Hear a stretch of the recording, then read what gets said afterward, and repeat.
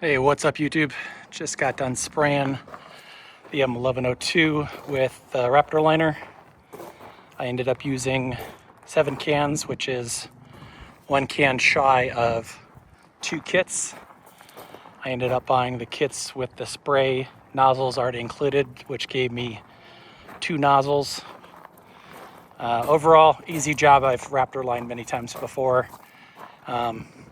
Best advice I can give you is to make sure you clean the gun in between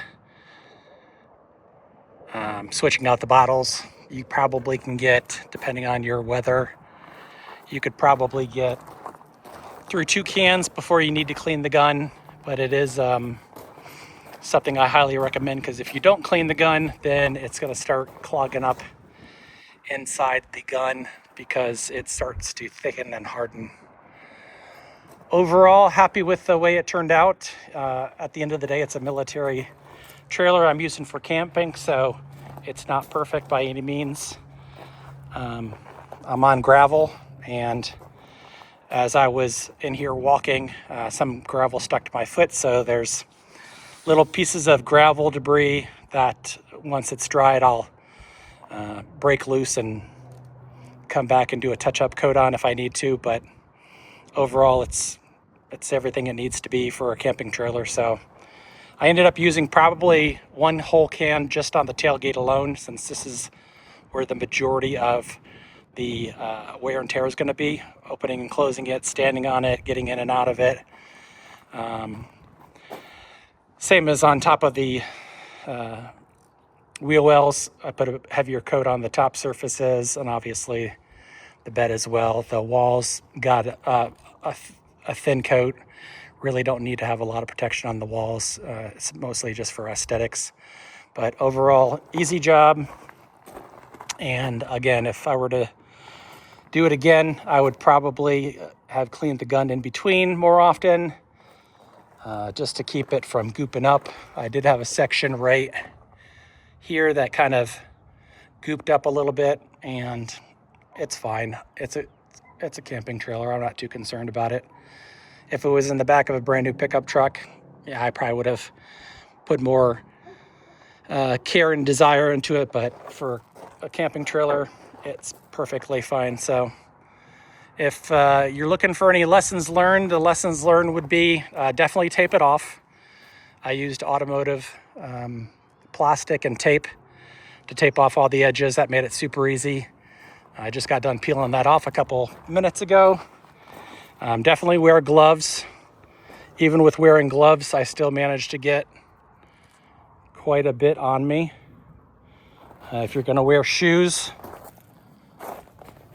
that you don't care about, because they are going to get trashed. Same with your pants and your shirt. You are going to get a lot of wear and tear on whatever you wear, because this stuff does turn into rock solid goo after it's sealed. So trying to think if there's anything else worth noting. Let's see, I'll take you over to the area where I was doing all the prep. So I used a reciprocating saw and a bottle shaker to shake it. The only down part of that is the bottom of these cans are really flimsy, and if you shake it at too much too much trigger pressure, it will puncture the bottom. I did have a small puncture on the first can, so I had to adjust the pressure that I was using on the nozzle.